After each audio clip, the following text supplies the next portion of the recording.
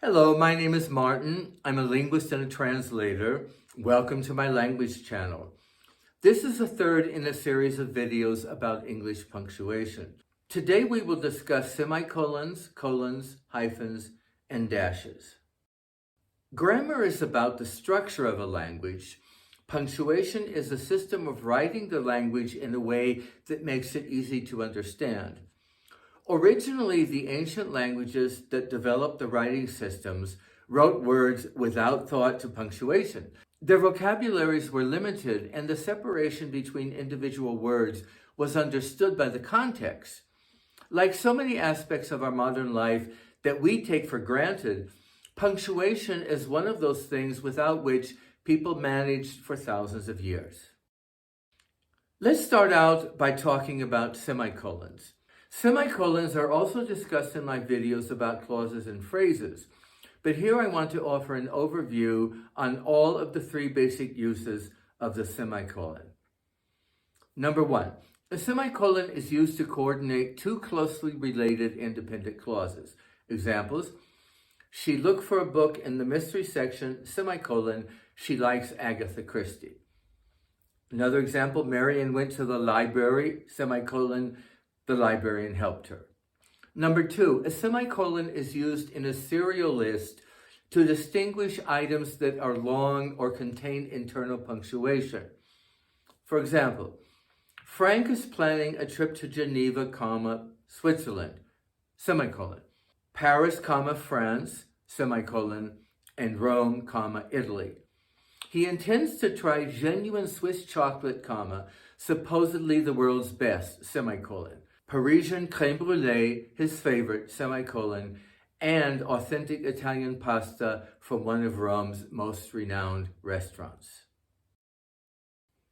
Number three, a semicolon can also be used with conjunctive adverbs to coordinate two closely related independent clauses. Examples: the library has a budget to purchase new books, semicolon, consequently, there is always a selection of the latest bestsellers. Next example, the librarian helped me apply for a replacement card, semicolon. In addition, he updated my address in the system. It is more common, however, to end the first independent clause with a period or full stop in British English, and to use the adverb to begin a new sentence. Examples: the library has a budget to purchase new books, period. Consequently, there is always a selection of the latest bestsellers. The librarian helped me apply for a replacement card, period. In addition, he updated my address in the system. Now let's talk about colons. A colon tells you that something is following. A colon is used to introduce a list of items in a sentence. Examples: Columbus sailed in 3 ships, the Nina, the Pinta, and the Santa Maria. Frank is planning a trip to 3 European capitals, Geneva, Paris, and Rome. But when the items listed are incorporated into the flow of the sentence, a colon should not be used. Examples: Columbus set sail in the Nina, the Pinta, and the Santa Maria in 1492. Frank is planning to visit Geneva, Paris, and Rome before returning to New York.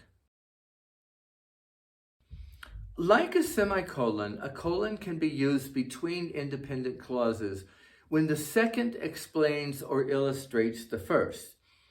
British and some American style guides recommend that the first letter of the clause following the colon not be capitalized. Other American style guides require capitalization. A colon is used to introduce a series of bullet points. Example: the students should write a paper on one of the following topics: the debate over the celebration of Columbus Day, Columbus, hero or villain, should Columbus Circle be renamed? Although it is not a grammatical requirement, the first word of each line of this example is capitalized. This is a very common and popular style in American English. Of course, if the lines following the bullet points contain complete sentences, these must begin with a capital letter and end with a period, question mark, or quotation mark in any case. Now let's talk about hyphens. Like commas, one of the principal reasons for using hyphens is to eliminate ambiguity. Many English words can function as more than one part of speech. How many times have you had to stop to read a sentence again because the meaning was not clear due to the fact that one or more of the words could have different meanings? Sometimes a hyphen is needed to connect words in a way that an empty space doesn't. Let's take a look at this sentence. I use my login password to arrange an early check-in for my 30-year-old sister-in-law and my 42-year-old stepbrother. A bit confusing?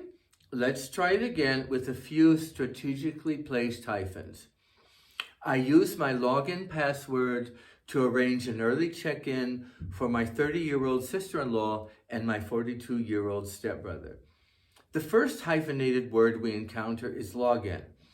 To log in is a compound verb composed of the base verb log plus the preposition in. It is a term that was created along with password and username when we started using computers. In this sentence, however, log in is not used as a verb, but as an adjectival phrase describing the type of password, a password for the purpose of logging in. Password itself is a compound noun composed of pass and word. It has almost always been written together, giving the two words a specific meaning. In fact, hyphenation of two nouns is not that common. Most compound nouns composed of two nouns are either written separately or together, that is, either haircut or haircut, but not hair-cut. One common exception is words starting with self, self-test, self-adhesive, self-love. Hyphenation is much more common in compound nouns composed of other parts of speech, such as verbs and prepositions, as in check up in the example above. To check up, no hyphen, means to examine. It is composed of the verb to check and the preposition up. When these two words are combined to function as a verb, they are not hyphenated. I called to check up on the progress of the report. Verbs combined with prepositions are never hyphenated when functioning as verbs. Correct? I had to log in twice. Incorrect? I had to log -in twice. Correct? I called to check up on the progress of the report. Incorrect? I called to check up hyphenated on the progress of the report. Correct? I signed up to receive the newsletter. Incorrect? I signed up hyphenated to receive the newsletter. Correct? I checked in early for the flight to London. Incorrect? I checked in hyphenated early for the flight to London. Once these verb plus preposition combinations become adjectives or nouns, they must be hyphenated. Examples. I used my login hyphenated password. I booked a checkup hyphenated. The login hyphenated was a tedious process. The check-in hyphenated counter was in the back. With time, many compound nouns drop the hyphen. Both login and checkup without hyphen are acceptable, but so far not check-in, not hyphenated. All in-laws as sister-in-law in the example above and year-olds are hyphenated. Hyphenation of adjective plus noun combinations. When an adjective is combined with a noun to describe a specific term, such as high pressure or low level, it is hyphenated only when followed by another noun. Examples, hyphenated. A high pressure system is a clockwise flow of dry sinking air. Not hyphenated. In science and engineering, the study of high pressure examines its effects on materials. Hyphenated. Jerry started therapy with a low-level radiation. Not hyphenated, the entrance was built at a low level to accommodate wheelchairs. Hyphenation of preposition plus noun combinations.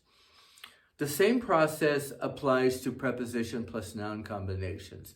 They are hyphenated only when followed by another noun. Examples: hyphenated. Ruth was reading the in-flight magazine. Not hyphenated. Ruth was reading the magazine while in flight. Hyphenated. She had to review the onboard safety precautions.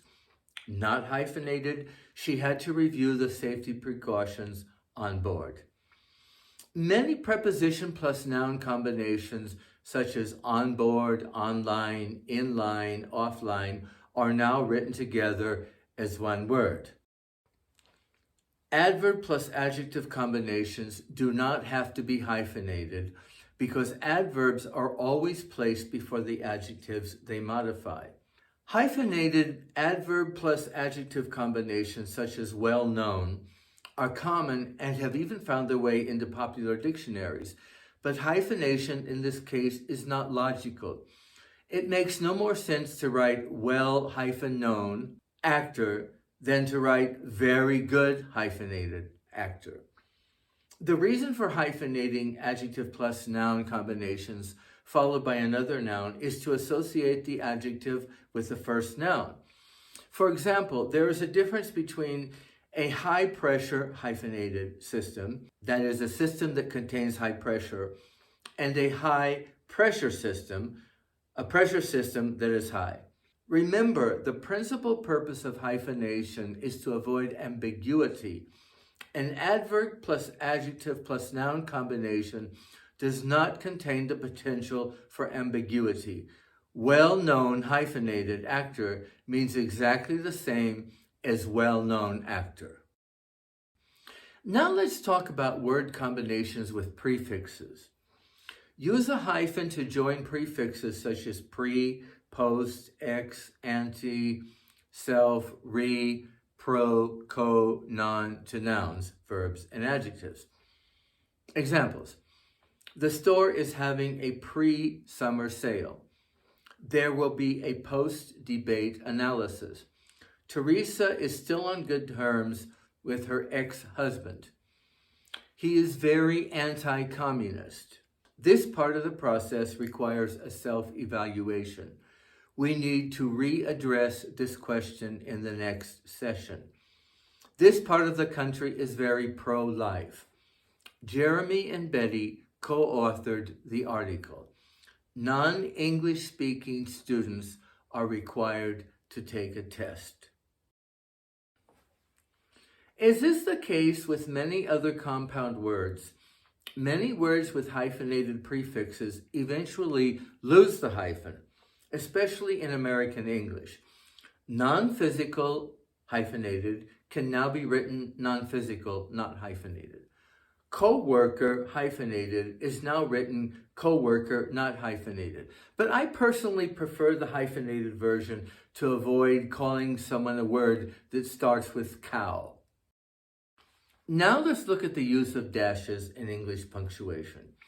There are two types of dashes: the N dash, which is the length of the letter N, and the M dash, which is the length of the letter M.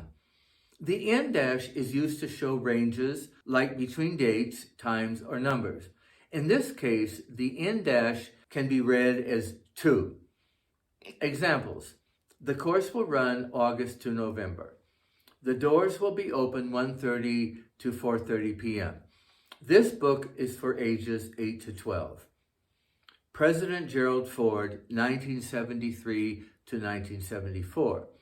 It is also used to show relationships and connections. In this case, the N dash is not read as 2. The final score was 7-0. New York-New Jersey border. Los Angeles-Las Vegas route. Employer-employee relationships. An N or M dash can be used in place of a comma, parenthesis, or colon to enhance readability or emphasize the conclusion of a sentence. Whether you put spaces before and after the dash is a matter of style, but it is important to be consistent. Personally, I always use an in dash with spaces. Without spaces, an M dash looks better. Let's compare these examples. With in dashes and spaces in the middle of a sentence. Jeremy was late, in dash, as usual, in dash, for rehearsal. With an in dash and spaces at the end of a sentence. Jeremy was late for rehearsal, in dash, as usual. With M dash and no spaces in the middle of a sentence. Jeremy, M dash, as usual, M dash, was late for rehearsal. With parentheses.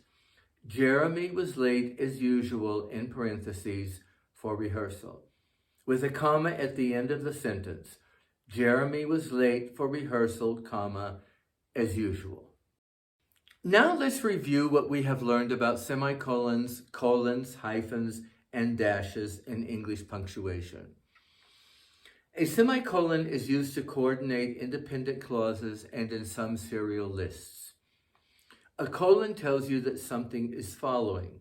It is used to introduce a list of items in a sentence, to introduce a series of bullet points, and to coordinate two independent clauses.